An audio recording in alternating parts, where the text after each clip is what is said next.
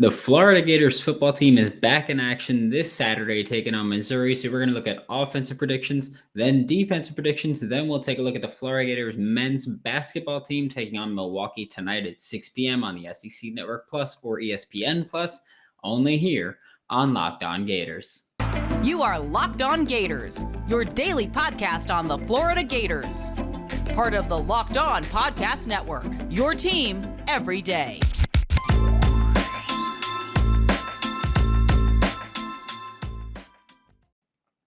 Hello, and welcome back to another episode of Locked On Gators, part of the Locked On Podcast Network, your team every day. Thanks for making Locked On Gators your first listen of the day every day. We are available daily and free wherever you listen to podcasts. Happy Thursday. I am Brandon Olson, and you can find me on Twitter at WNS_Brandon, or you can also check out Whole Nine Sports, where I am the founder. You can find all my written work there.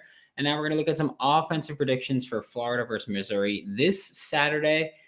I'm going to start it off with another explosive rushing game with 200 plus yards. Missouri did keep South Carolina last week to under 2 yards per carry, and we know South Carolina's rushing attack demolished us, which is yay, so much fun. But they've also been gashed on the ground a lot this year. Missouri, of course, is the one that's been gashed on the ground a lot this year.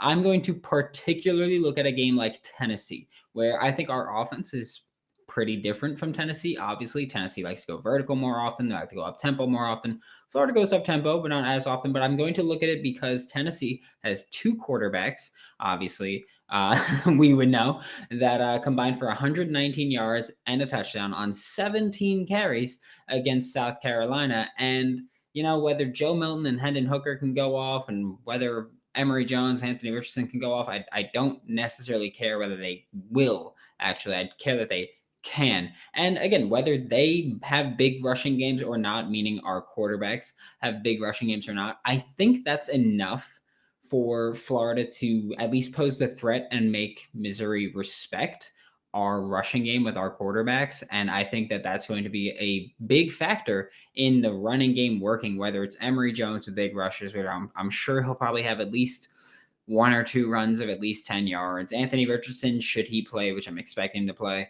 at least one or two rushes of 10 plus yards. And we'll have our running backs. Dameon Pierce will get 6 carries for 73 yards and a touchdown. You know, Malik Davis and Naquan Wright will play. I think that we're going to have our guys who no one's going to have a huge game necessarily, but as a unit, they will produce over 200 rushing yards against Missouri. I think that's entirely possible. I think that the South Carolina game was more of a fluke than anything else or than any improvement that Missouri made specifically. So I'm not super worried about it. And I think that we'll see more quick passes than usual is the second prediction.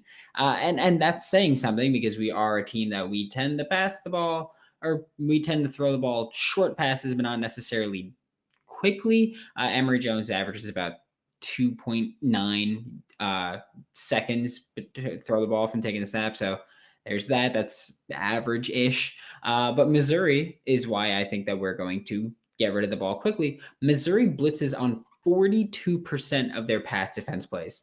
And I realize that, you know, when I just throw that number at you, it doesn't necessarily mean anything specifically.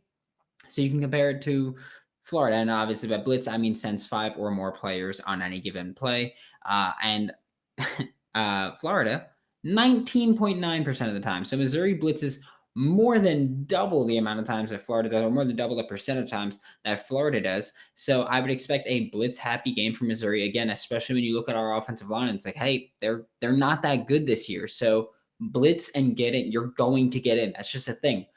And tomorrow we're going to get more into the keys to victory. We'll talk more about why I think Florida can take advantage of that blitz happy defense from Missouri. But for now, I'm just going to say that my prediction is I think we throw the ball quickly, whether it's, you know, wide receiver screens, bubbles, quick slants, whatever it may be.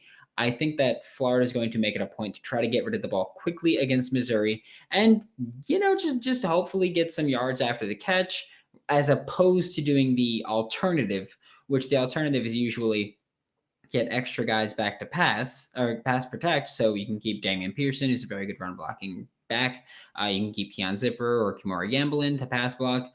and then you try to take a deep shot. I don't think that's what Florida is going to do. That's typically not what they do. So that's why I don't think that's going to be a strategy. I think it's going to be wide receiver screens, bubbles, which again, tomorrow we'll discuss. But Missouri also runs a lot of cover one, which we know Florida struggled with. They run a lot of cover three, which if you know they're coming out in cover three, then feel free to throw those quick bubbles and just hopefully you can make a play in space. And the final prediction, I know it's coming.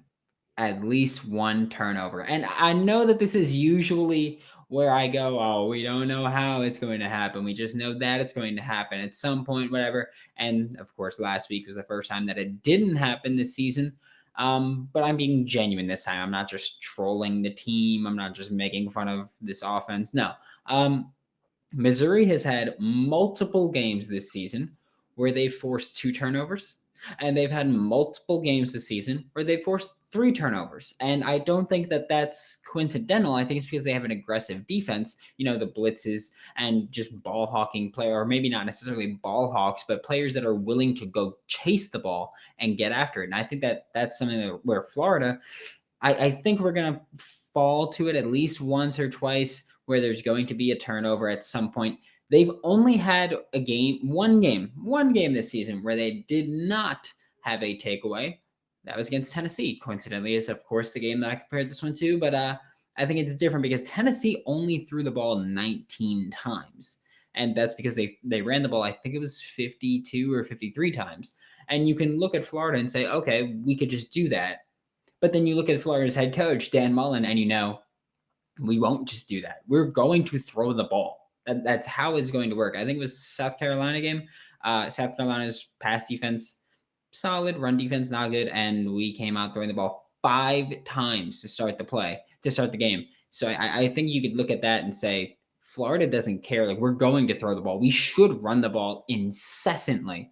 But Dan Mullen likes to throw the ball, so I would expect to see that. So we're not going to only throw the ball 19 times unless we only have the ball 35 times. So I don't think that's going to happen. So I do think that we will have a takeaway, have a turnover at some point in this game, although I'm not sure when or how. I'm not saying it's going to be a pick. I'm not saying it's going to be a fumble. I just think at some point there will be a Florida Gators turnover because, 1, that's what we do, and 2, that's what Missouri does. They force takeaways, and they're very good at that. I know I've talked about recently moving in with my girlfriend. Recently, this year, I moved in with my girlfriend. So, that's what it is. One thing I didn't really think about was how much cooking to be doing, particularly because I'm an order kind of guy. But if quality and craftsmanship are important to you when you cook, you should check out Made In. Made In is a cookware and kitchenware brand that works with renowned chefs and artisans to produce some of the world's best pots, pans, knives, and wine glasses. I actually live next door to a professional baker, and they use Made In stuff. So I'm just saying, you take that for what you want. I'm just letting you know. They have 28,000 plus 5-star reviews, and their products are used by some of the world's best chefs at Michelin-starred restaurants around the world, which if you've never been to one, just try it one time. I promise you, you won't regret it. Made In is offering our listeners 15% off of your first order with Locked On. That's code Locked On, LOCKEDON. This is the best discount available anywhere online for Made In products using code Locked On. Thanks again for making Locked On Gators your first listen of the day. Every day we are free and available wherever you listen to podcasts daily. Looking at defensive predictions, 3+ sacks is what I'm shooting for. I don't know if that'll happen, but with Christian Robinson, he seems to like linebacker blitzes quite a bit, which is fine by me. I think we do have the personnel where we should be sending more linebacker blitzes. I wouldn't be surprised to see our linebackers be very active on the left side of the Missouri offensive line. So technically right side of the defense, but left side of the Missouri offensive line. That left tackle, Javon Foster, has allowed 14 pressures this season, which is the most of any offensive lineman in this game this Saturday on either side. So I think that we will see some sacks coming in. I will say that I don't think that the Gators are going to get a ton of interior pressure. Missouri's guards have played pretty well this season, so I'm not expecting a ton of interior pressure. But on the left side, the left outside, I do think we'll see something happen where, maybe we see Brenton Cox line up there. Although feel like he's typically on the right side of the offensive line, but I think we'll see him on the left side here. Maybe bring Jeremiah Moon next to him and just rush them both, or something where I think we'll get 3+ sacks. I think that's where pressure is going to come from primarily for Florida. I think that we will get at least one interception. I'm expecting / hoping and praying that this defense will come out fired the F up after the horrid performance against Samford last week. I'm hoping, because I thought they were going to come out against Samford fired up. I thought we were going to kick the crap out of them. Which, if you look at the score, like, we kind of did, I guess, because it was like 3 scores. But if you watch the game, you know that Florida did not kick the crap out of Samford. Samford set records against Florida. So, woohoo, that was great. But I'm hoping our offense can build a bit of a lead on Missouri and force Missouri to throw the ball, giving us more opportunities for interceptions. I do think the Samford game was a fluke. I realize that could be seen as biased or stupidly optimistic. But that's where I'm at. I think it was a fluke. I think, Florida was just trying to get their bearings or whatever it may be.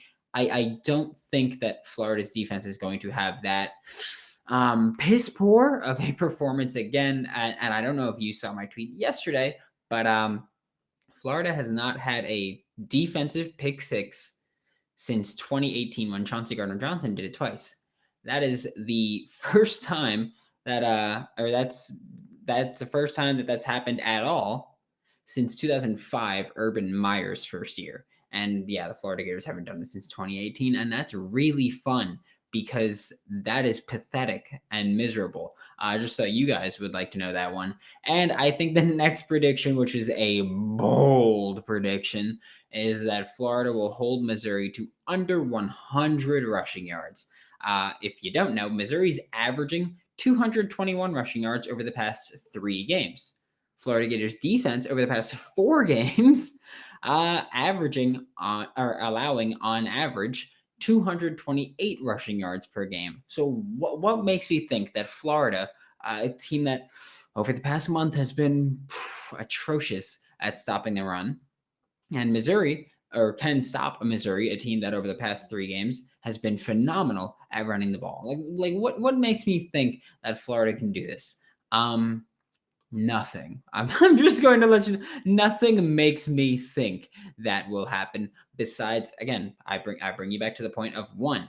This is a bold prediction, and I think that's about as bold as I can get. When I look at this defense, I go, yeah, they could hold a team to under 100 rushing yards. But you could also say, I guess, 2. I think that Florida, again, will take a lead early, and Missouri will have to try to throw their way back into this game, which I don't think they can really do. You can look at 3 sacks count against rushing yards in college football. So Florida, if you can get some sacks, that would be very much appreciated for my ego to get this prediction right. But also, and my biggest reason to this point, the Florida Gators at the University of Florida in Gainesville, Florida, have been so backwards this year. Like, look at going into the LSU game. Florida's defense, their run defense particularly, had been phenomenal. LSU's run offense had been atrocious. And what did LSU do? Rush for 300 yards. So why not? Missouri's been on fire running the ball. Florida's been horrible and just porous allowing rushing yards. Florida's been so backwards. Why not this be the game where they allow less than 100 rushing yards? That's the most sound argument I have ever heard in anything, in any aspect of football. That is the most sound argument that I've ever heard, that Florida's just been so ass backwards. That's not a curse. You can say that on TV. They've been so backwards that might as well happen. So again, I think 3+ sacks from Florida. I don't think that's a bold prediction. I don't think that's, out of the realm of feasible possibility here. At least 1 defensive interception. We haven't been great at it this year, but I think that we've picked up. And I think that also kind of Missouri's going to be like, dude, Samford can throw the ball on them a ton. Why don't we do the same thing? And it's going to shoot them in the foot, because while Samford is not a great university, Missouri also sucks. So I think that they're going to run into that little one. I'm hoping that there will be a pick 6 from Florida's defense. at some point today or at some point Saturday, because I really don't want to continue the stretch of no pick sixes for a season. Because that sucks, by the way. Like, we're supposed to be a great defensive team, or the university is supposed to be a great defensive university, and we just haven't been. And holding Missouri to under 100 rushing yards, because I think they're going to try to throw the ball. I think Florida's going to get ahead and force them to throw the ball. And I think that, it's just going to happen because Florida's so backwards this year that it might as well, if we're going to be honest. Anybody else make money this weekend? I did. I little heater. I'm not going to brag about it, but I also hit a Russian hockey, South Korean basketball, and Saudi Arabia versus, I think it was Vietnam soccer parlay the other day. So yay, I'm out here, because I'm balling on a budget. BetOnline is the fastest and easiest way to bet on all of your sports action. Obviously, Florida losing has really screwed me this season. I'm just gonna let you know that.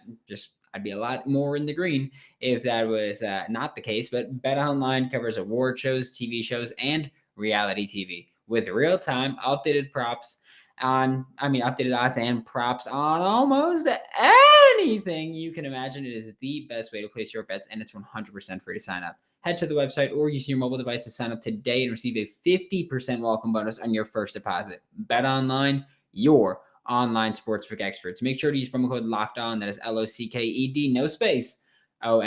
Now, looking at Florida Gators men's basketball versus Milwaukee. They do play tonight at 6 p.m. Eastern time on the SEC Network, SEC Network Plus and ESPN Plus. So if you want to catch the game, that's how you can do it. I'm just so you know, you should support our basketball teams, our football teams, support all our teams, just so you're aware.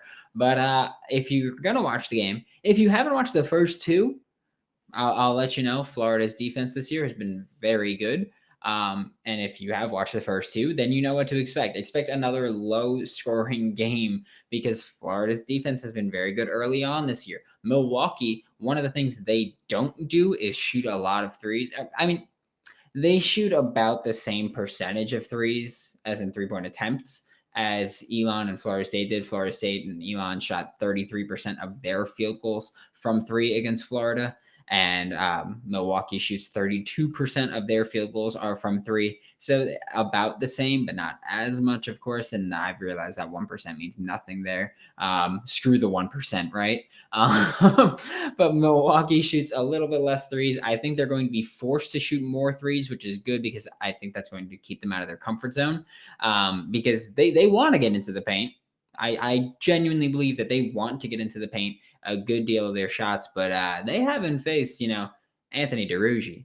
They haven't faced Colin Castleton, Mr. 6 blocks per game. And it's not like he had 10 in one and 2 in another. No, 6 blocks in each of the games. I don't have to, you can take the mean, mode, median, whatever you want to do. It's 6. So Colin Castleton, ready to put another block party from Milwaukee. Nothing but faith in that. So I expect Milwaukee to try to stay away from the paint, because, you've got Colin Castleton guarding it. It's going to be very difficult to score there. It's like the 3-headed dog in Harry Potter. Like, good luck. You got to try to lull him to sleep and get in there, and it ain't going to happen. And it's a funny coincidence that both Elon and Florida State shot 20 of 52 from the field versus Florida. That's just a weird coincidence. If it happens again, it's some voodoo going on. There's nothing really to note there. It's just a weird coincidence that I noticed while prepping for the show, that they both shot 20 of 52 from the field against Florida, and that's just a fun thing to note. I would expect another big game from the Gators on the boards, possibly their biggest game to date rebounding. Florida's dominated the boards this year so far. Milwaukee has struggled. They give up 38 rebounds per game to their opponents. Florida, no opponent while playing Florida has cracked 30 rebounds in a game. So I would expect Florida to really dominate the boards here. I don't think Milwaukee is good at rebounding the ball to begin with, but I know Florida is very good at rebounding the ball. So, and I think Florida offensive rebounds against Florida State, I believe they had 16. So they're just monsters on the boards here. Of course, the first game, not great against Elon with offensive rebounds, but hey, They cleaned it up. They worked harder. They got better. And I think that Florida is in perfect shape to dominate the boards. And I am a pretty firm believer that if you can at least not get killed in the turnover battle and you can dominate the boards, you should have a pretty solid shot at winning the game. And Florida, I mean, going into this game, they're big favorites. I haven't even looked at the numbers yet, but I can guarantee you I'm going to take them to cover. But Florida, I think, is going to kill Milwaukee on the boards. Florida's still a streaky shooting team, so I'll be excited to see who steps up tonight because apparently they're just going to rotate who's going to be great. I'm excited to see this offense, how it's going to look. I want to know if Anthony DeRuggi is going to be more involved in the offense. He's been pretty good, pretty consistent offensively. Against Florida State, he seemed more aggressive than he was against Elon, which is good because I want to see him be more aggressive, especially offensively. I want to see him shoot more threes. He shot 1 for 2 in each of the first 2 games. I'd like to see him take, just 3 or 4 threes. I'm not saying to go to take 13 threes. I'm just saying go 3 or 4 threes. I want to see how he can go if he would continue his consistency.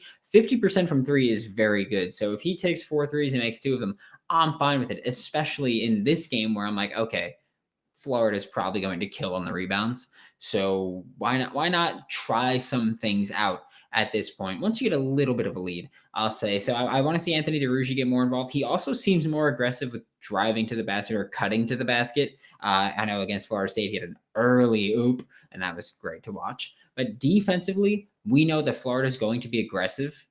They're going to be suffocating. They'll be pests. And they'll likely hold Milwaukee's offense in check. The game is really going to come down to discipline and consistency. And I think when we look at Florida this year, we're going to talk a lot about those 2 things, discipline and consistency, because you can't deny this team's toughness to start the year. You can't deny their defensive intensity to start the year, but discipline and consistency are big. And I mean, with consistency, I'm talking about, Brandon McKissick. He takes over for 2 minutes with steals and scores, but then he's relatively quiet for the majority of the game as outside of that. Myron Jones. He's been such a hot and cold shooter, or not even hot and cold. He's just been bad, and then he gets hot. He's been J.R. Smith over the first 2 games, which is okay in these first 2 games. But as we get into tougher competition, Florida State's a very good team. I'm not saying they're not. I'm just saying we held them in check defensively, and so we can justify poor offensive possessions here and there, especially when you've got a good shooter that's just streaky. So Myron Jones being a very streaky shooter. And when I talk about discipline, I mean Philandris Fleming Jr. is exactly who I'm talking about when I mean discipline. I like Philandris Fleming Jr. coming in. I still like him. I'm not saying I don't. But, him against Florida State, just deciding that he wants to play ISO ball and hero ball and for an entire possession or entire possessions at a time. I don't know what that was. It was especially in a close game. It was still a very close game at that point. And so I don't know what the hell he was doing. But don't ever do that again, please, Philandris. Like this isn't some school where you can just dominate them. Maybe Milwaukee, maybe Elon, but you got to pick and choose when you're going to play ISO ball, and you also have to figure out, you have to go in there with a plan. You can't just be like, I'm just going to dribble. I'm just going to do a whole bunch of crossovers and hope for the best. That's not how this is going to work. So Philandris Fleming Jr., please don't do that again. Myron Jones, please get consistent shooting the 3 ball, and Brandon McKissick, just play with your head on fire like a banshee the whole game if you want. I'd be fine if you played less minutes but were more impactful. That'd be great.